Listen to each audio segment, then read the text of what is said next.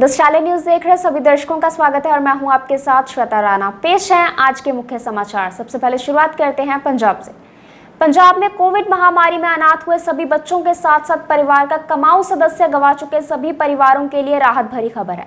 सरकार ने ऐसे बच्चों एवं परिवारों को 1 जुलाई 2021 से 1500 रुपए प्रति माह सामाजिक सुरक्षा पेंशन तथा ग्रेजुएशन तक मुफ्त शिक्षा मुहैया करवाए जाने का प्रावधान किया है। मुख्यमंत्री कैप्टन अमरिंदर सिंह द्वारा कोरोना काल के कारण अनाथ हुए परिवारों की मदद के लिए घोषणा उनके लिए संजीवनी साबित होगी। उन्होंने घोषणा की है कि जो बच्चे अनाथ हुए हैं उनका पालन पोषण सरकार का फर्ज है तथा सरकार ऐसे बच्चों के साथ साथ उन परिवारों के बच्चों जिनके परिवार का कमाऊ सदस्य कोरोना का ग्रास बना है के लिए सरकारी संस्थाओं में मुफ्त शिक्षा का प्रावधान यकीनी बनाया जाएगा। मुख्यमंत्री ने कहा कि पीड़ित व्यक्ति 1 जुलाई से 51,000 रुपए की राशि योग्य होंगे तथा प्रदेश की स्मार्ट राशन कार्ड योजना के तहत मुफ्त राशन के हकदार होंगे। इसके अलावा सरबत सेहत बीमा योजना के दायरे में भी आएंगे। मुख्यमंत्री कैप्टन अमरिंदर सिंह ने कहा कि प्रदेश सरकार पीड़ित पारिवारिक सदस्यों को घर घर रोजगार एवं कारोबार मिशन तहत योग्य नौकरी दिलाने में भी सहायता करेगी। पंजाब स्कूल शिक्षा विभाग द्वारा विद्यार्थियों की अंग्रेजी भाषा की प्रतिभा को उभारने के लिए स्कूल स्तर पर शो एंड टेल विषय के तहत मुकाबले शुरू कर दिए गए हैं। यह मुकाबले 25 मई तक चलेंगे। संबंधी जानकारी देते हुए SCERT के डायरेक्टर जगतार सिंह ने बताया कि 6ठी से 12वीं कक्षा तक के विद्यार्थियों के ये स्कूल स्तरीय मुकाबले आज शुरू हो गए हैं और यह 25 मई तक जारी रहेंगे। कोविड महामारी के कारण स्कूल बंद होने के चलते यह मुकाबले ऑनलाइन करवाए जा रहे हैं। इसका उद्देश्य विद्यार्थियों की अंग्रेजी भाषा के मानक में सुधार लाना है। उन्होंने बताया कि सरकारी स्कूलों के विद्यार्थियों को गुणात्मक शिक्षा प्रदान करने के लिए पढ़ो पंजाब पढ़ाओ पंजाब प्रोग्राम चलाया जा रहा है। इस प्रोग्राम के अधीन विद्यार्थियों को भाषा में निपुणता प्रदान करने के लिए सार्थक प्रयास किए जा रहे हैं तथा इन मुकाबलों से विद्यार्थियों की अंग्रेजी बोलचाल पढ़ने और लिखने की प्रतिभा को निखारने का प्रयास किया जा रहा है। खेल विभाग की पंजाब कोच एसोसिएशन के प्रतिनिधि मंडल ने अपनी मांगों के संबंध में विभाग के डायरेक्टर DPS खरबंदा से भेंट की। इस मौके पर एसोसिएशन के प्रधान नरेंद्र सिंह, महासचिव उमेश शर्मा, गुरमीत सिंह व बलजीत सिंह ने बताया कि विभाग में तरक्कियां, तैनातियां तथा तबादलों संबंधी लंबे समय से उनकी मांगे लटकी हुई हैं। उन्होंने बताया कि प्रदेश में कोच खेल सभ्याचार को बढ़ावा देने और युवाओं की प्रतिभा को सही दिशा प्रदान करके अपनी ड्यूटी पूरी ईमानदारी और मेहनत से कर रहे हैं, इसलिए कोचों की मांगों को पूरा किया जाए। इस दौरान डायरेक्टर खरबंदा ने एसोसिएशन को आश्वस्त किया कि उनकी जायज मांगे सरकार के समक्ष रखी जाएंगी और इनका हल निकाला जाएगा। अधीनस्थ सेवाएं चयन बोर्ड पंजाब द्वारा आबकारी और कर विभाग में आबकारी और कर इंस्पेक्टरों और औद्योगिक विभाग में उच्च औद्योगिक उन्नति अफसर और ब्लॉक स्तर प्रसार अफसर के 168 पदों के लिए विज्ञापन जारी कर दिया गया है। यह जानकारी अधीनस्थ सेवाएं चयन बोर्ड के चेयरमैन रमन बहल ने दी है। श्री बहल ने बताया कि अधीनस्थ सेवाएं चयन बोर्ड पंजाब ने आबकारी और कर विभाग में आबकारी और कर इंस्पेक्टरों के 51 पद और उद्योग एवं वाणिज्य विभाग में उच्च औद्योगिक उन्नति अफसर का 56 पद और ब्लॉक स्तर प्रसार अफसर के 61 पद समेत कुल 168 पद भरने के विज्ञापन जारी किया है। इन पदों के लिए 21 मई से 15 जून तक 2021 तक अप्लाई किया जा सकता है। फीस भरने के लिए आखिरी तारीख 18 जून रखी गई है। श्री बहल ने बताया कि सामाजिक सुरक्षा विभाग में सुपरवाइजर के 112 पदों के लिए भी जल्द ही विज्ञापन जारी करके आवेदनों की मांग की जाएगी। फ्लाइंग सिख के नाम से प्रसिद्ध धावक मिल्खा सिंह भी कोरोना की चपेट में आ गए हैं। उन्होंने खुद को घर में ही आइसोलेट किया है। बताया जा रहा है कि बुधवार को उन्हें 101 बुखार आया था, जिसके बाद उन्होंने अपना टेस्ट करवाया तो उनकी रिपोर्ट कोरोना पॉजिटिव आई और उन्होंने खुद को घर में आइसोलेट कर लिया। उन्होंने लोगों से अपील की कि वह लॉकडाउन का पालन करें ताकि कोरोना के फैलाव को रोका जा सके। प्रसिद्ध रंगमंच कर्मी एवं नाटक कर्मी गुरचरण सिंह चन्नी का निधन हो गया। उनके निधन पर रंगमंच से जुड़ी तमाम शख्सियतों के अलावा विभिन्न राजनीतिक, धार्मिक और सामाजिक संगठनों के प्रतिनिधियों ने गहरा शोक व्यक्त किया है। गौरतलब है कि गुरचरण सिंह चन्नी ने अपने नाटकों एवं नुक्कड़ नाटकों के माध्यम से सामाजिक सरोकारों तथा दबे कुचले वर्ग के मामलों को बड़ी गंभीरता से उठाया और फिल्म में बतौर अदाकार व जलंधर और दिल्ली दूरदर्शन के लिए टेलीफिल्में भी बनाई। कोरोना महामारी के इस समय दौरान सेवा कर रहे सैनिकों, पूर्व सैनिकों की भलाई के लिए 1 लाख रुपए का विशेष योगदान देने वाले 99 वर्ष के पूर्व वेटरन लॉन्स ने केशवलाल वर्मा का जिला रक्षा सेवाएं भलाई अधिकारी जलंधर रिटायर्ड कर्नल दलविंदर सिंह की तरफ से विशेष सम्मान किया गया। इस अवसर पर जानकारी देते हुए श्री सिंह ने बताया कि ये बहुत सम्मान वाली बात है कि पूर्व वेटरन लॉन्स ने केशवलाल वर्मा, जो कि 1940 में फौज में भर्ती हुए थे और 1956 में ASC बटालियन से पेंशन लेकर सेवा मुक्त हुए थे, उनके द्वारा आज देश की सेवा कर रहे सैनिकों और पूर्व सैनिकों की भलाई के लिए इस मौजूदा स्थिति दौरान बढ़ चढ़कर योगदान दिया गया है, जो कि सराहनीय कदम है। अब खबरें होशियारपुर से। पंजाब सरकार की जनहितैषी नीतियों और हल्का होशियारपुर के विकास हेतु कैबिनेट मंत्री सुंदर श्याम अरोड़ा द्वारा किए जा रहे विकास कार्यों से प्रभावित होकर रविदास नगर आदमवाल की पंचायत ने भी कांग्रेस का दामन थाम लिया। इस मौके पर सरपंच रीटा रानी, पंच बहादुर सिंह, पंच बिमला देवी, पंच सुनीता देवी व पंच सुनीता रानी साथियों सहित कांग्रेस में शामिल हुए। कांग्रेस पार्टी में उनका स्वागत करते हुए कैबिनेट मंत्री अरोड़ा ने कहा कि कांग्रेस में उन्हें पूरा मान सम्मान दिया जाएगा और उनके क्षेत्र के विकास के लिए ग्रांट की कोई कमी नहीं आने दी जाएगी। उन्होंने कहा कि पंजाब और होशियारपुर के अच्छे भविष्य के लिए आज लोग कांग्रेस का दामन थाम रहे हैं, क्योंकि वे जानते हैं कि मुख्यमंत्री कैप्टन अमरिंदर सिंह की अगुवाई वाली कांग्रेस की सरकार के हाथों में ही उनका भविष्य सुरक्षित है। राष्ट्रीय युवा वाहिनी होशियारपुर के जिला प्रधान अश्विनी छोटा की अगुवाई में संस्था के सदस्यों ने जिला सेहत अधिकारी डॉक्टर लखवीर सिंह को उनके द्वारा दी जा रही बढ़िया सेवाओं के लिए सम्मानित किया। इस मौके पर अश्विनी छोटा ने सामाजिक संस्थाओं से अपील करते हुए कहा कि वे इस कोरोना के इस भयंकर दौर में सेवाएं निभाने वाले डॉक्टरों, नर्सों व अन्य स्वास्थ्य स्टाफ को सम्मान देने के साथ साथ उनका हौसला बढ़ाएं ताकि वे और उत्साह के साथ सेवा कर सके। इस दौरान जिला सेहत अधिकारी डॉक्टर लखवीर सिंह ने संस्था सदस्यों का धन्यवाद करते हुए विश्वास दिलाया कि वे आगे भी अपनी ड्यूटी पूरी ईमानदारी से निभाते हुए इसी प्रकार सेवाओं में बढ़ चढ़कर योगदान देते रहेंगे। डिप्टी कमिश्नर अपनीत रियात ने बताया कि कोविड-19 के मरीजों को इलाज संबंधी किसी तरह की कोई दिक्कत नहीं आने दी जाएगी और इस संबंधी जिला प्रशासन की ओर से पूरा प्रयास किया जा रहा है। उन्होंने कहा कि कोविड उपचार संबंधी किसी को कोई दिक्कत ना आए, इसके लिए हेल्पलाइन नंबर जारी किए गए हैं। उन्होंने कहा कि इन हेल्पलाइन नंबरों का लोगों को काफी लाभ भी पहुंच रहा है। उन्होंने बताया कि जिले के सरकारी व प्राइवेट अस्पतालों में कोविड-19 का इलाज करवाने के लिए उपलब्ध बेडों की जानकारी लेने के लिए हेल्पलाइन नंबर 82-187-65-895 पर संपर्क किया जा सकता है। डिप्टी कमिश्नर ने बताया कि जिले में कोविड इलाज संबंधी दवाइयों व ऑक्सीजन की जमाखोरी व कालाबाजारी को रोकने के लिए जिला स्तर पर टीमें बनाकर निगरानी रखी जा रही है। उन्होंने कहा कि अगर किसी को ऑक्सीजन सिलेंडर, रेमडेसिविर या RT-PCR की ओवरचार्जिंग, जमाखोरी या कालाबाजारी को लेकर शिकायत है तो वे तुरंत हेल्पलाइन नंबर 81-466-22-501 पर व्हाट्सएप करें। उन्होंने कहा कि आरोपियों के खिलाफ FIR दर्ज की जाएगी। सरकार द्वारा भेजी गई ग्रांट से किस प्रकार सरकारी स्कूलों की नुहार बदली जाती है, इसका एक प्रत्यक्ष उदाहरण सरकारी एलिमेंट्री स्कूल बागपुर है। वहां की स्कूल मैनेजमेंट कमेटी ने पंचायत सदस्यों तथा दानी सज्जनों के सहयोग से कुछ ही महीनों में स्कूल को जिले के श्रेष्ठ स्कूलों में शामिल करवा लिया है। जिला शिक्षा अधिकारी elementary Sanjeev Gautam, media team के कोऑर्डिनेटर समरजीत सिंह तथा डिप्टी कोऑर्डिनेटर योगेश्वर सलारिया के साथ स्कूल पहुंचे तो वे स्कूल में किए गए बेहतरीन कार्यों से प्रभावित हुए बिना ना रह सके। जिला शिक्षा अधिकारी ने स्कूल स्टाफ की सराहना करते हुए कहा कि जिस प्रकार का साइंस पार्क बागपुर स्कूल में है वैसे अन्य स्कूल में कम ही दिखाई पड़ते हैं।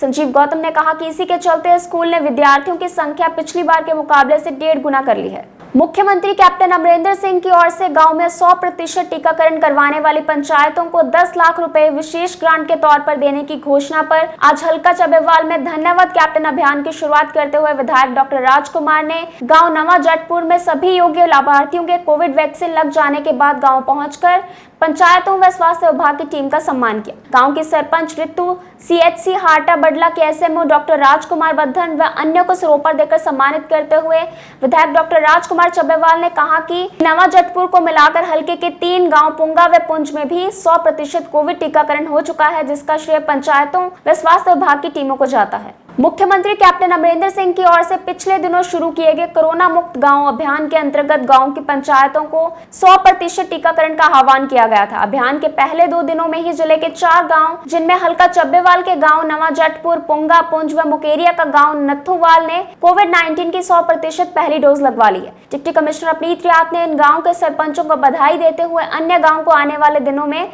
100% टीकाकरण करवाने के लिए प्रेरित किया। डिप्टी कमिश्नर ने बताया कि आज दूसरे दिन में जिले के सभी सब डिवीजनों के विधानसभा क्षेत्रों में रिटर्निंग अधिकारियों के नेतृत्व में स्वास्थ्य विभाग की टीमों ने वैक्सीनेशन टेस्टिंग करने के अलावा लोगों को कोविड-19 के लक्षणों व से बचाव संबंधी जागरूक किया। श्री शिवरात्रि एवं उत्सव कमेटी होशियारपुर के चीफ ऑडिटर कृपा सिंह का निधन हो गया। उनके निधन पर कमेटी के अध्यक्ष हरीश खौसला के अलावा अन्य पदाधिकारियों एवं सदस्यों के अलावा शहर के तमाम राजनीतिक, धार्मिक एवं सामाजिक संस्थाओं से जुड़े प्रतिनिधियों ने गहरा शोक व्यक्त किया है। अब खबरें देश विदेश व पड़ोसी राज्यों से। अंटार्कटिका में दुनिया का सबसे बड़ा आइसबर्ग मिला है। वैज्ञानिकों ने इसे A76 नाम दिया है। यह आकार में बेहद विशाल है। इसकी लंबाई 170 किलोमीटर यानी 105 मील है। अगर चढ़ाई की बात करें तो यह 25 किलोमीटर यानी 15 मील है। सैटेलाइट मेजरमेंट टेक्नोलॉजी की मदद से पता लगा कि A76 दुनिया का सबसे बड़ा आइसबर्ग है।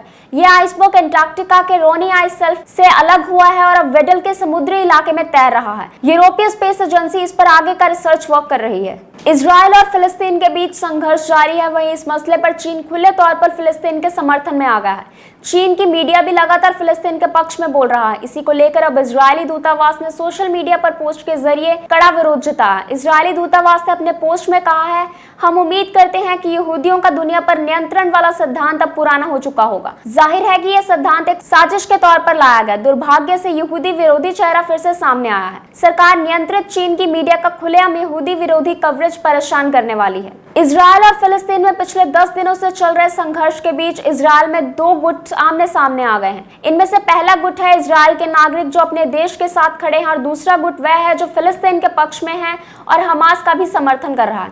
इसमें ज्यादातर अरब देशों के नागरिक हैं जो दुनिया के अलग अलग देशों से आकर इजरायल की कंपनियों में नौकरियां कर रहे हैं। दोनों देशों के बीच जारी मौजूदा जंग का इस कदर असर हुआ है कि 40 साल के इतिहास में पहली बार इजरायल के लूद और रामले जैसे शहरों में प्रदर्शन हो रहे हैं। साइबेरिया में 101 किलो वजनी महिला अपने पति के चेहरे पर बैठ गई, जिससे उसका दम घुट गया और उसकी मौत हो गई। पति और पत्नी के बीच अक्सर लड़ाई होती रहती थी, लेकिन इस बार वे तलाक के लिए भी पहुंच गए। इसके बाद घर के बुजुर्गों ने उन्हें समझाया कि वे झगड़ा खत्म करके तलाक याचिका वापस लें। इसके बाद पति और पत्नी के बीच काफी बहस हुई और ये बहस पत्नी के लिए महंगी पड़ गई।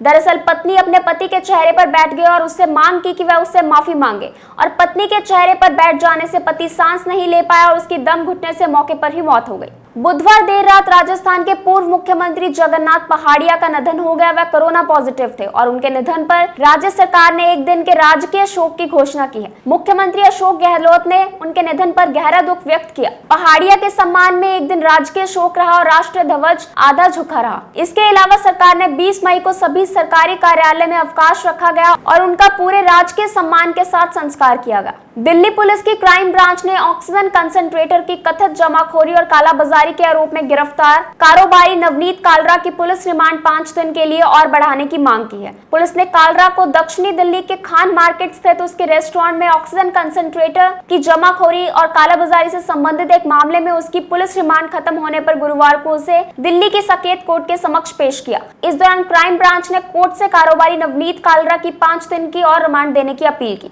हालांकि कालरा ने अपने वकील के माध्यम से जमानत याचिका दायर की है। सोशल मीडिया कंपनी फेसबुक ने अपना ताजा ट्रांसपेरेंसी रिपोर्ट में कहा है कि भारत सरकार ने उससे साल 2020 के आखिरी 6 महीनों में 40,300 यूजर्स के डाटा मांगे थे। रिपोर्ट में बताया गया है कि भारत सरकार की ओर से आए अनुरोधों में जनवरी से जून 2020 की तुलना में 13.3% बढ़ोतरी देखी गई। इस दौरान भारत ने 35,560 यूजर्स के डाटा मांगे थे। अमेरिकी कंपनी फेसबुक ने जुलाई से दिसंबर 2020 के बीच में भारत के सूचना प्रसारण मंत्रालय के निर्देशों के मुताबिक 878 आइटम्स को प्रतिबंधित भी किया। इनमें से 10 आइटम्स को कुछ समय के लिए प्रतिबंधित किया गया था। चक्रवाती तूफान ताउते के गुजरात और महाराष्ट्र में तबाही के निशान अभी मिटे भी नहीं थे कि अब एक और तूफान मुसीबत बनकर देश के सामने खड़ा है। ये तूफान पश्चिम बंगाल में 26-27 मई को दस्तक दे सकता है। मौसम विभाग ने इसको लेकर बंगाल सरकार को अलर्ट भेजा है। साथ ही मौसम वैज्ञानिकों ने बंगाल की खाड़ी से उठाने वाले इस तूफान का नाम यास रखा है। इससे भारी नुकसान की आशंका जताई जा रही है। जम्मू क्षेत्र के अधीन गांव सिंबल कैंप स्थित सरकारी बवायज हाई स्कूल में कोरोना कर्फ्यू के दौरान चल रहे क्रिकेट मैच के दौरान एक निजी पोर्टल का पत्रकार मैच की वीडियो क्लिप बना रहा था। इस दौरान मैच खेल रहे खिलाड़ियों ने उसके साथ हाथापाई की और उस पर तेजधार हथियार से हमला कर उसे घायल कर दिया। इसके साथ ही उसका फोन भी छीनने की कोशिश की, जिसके चलते फोन टूट गया। घायल की पहचान गगनदीप सिंह पुत्र महेंद्र सिंह निवासी सिंबल मोड़ के रूप में हुई है।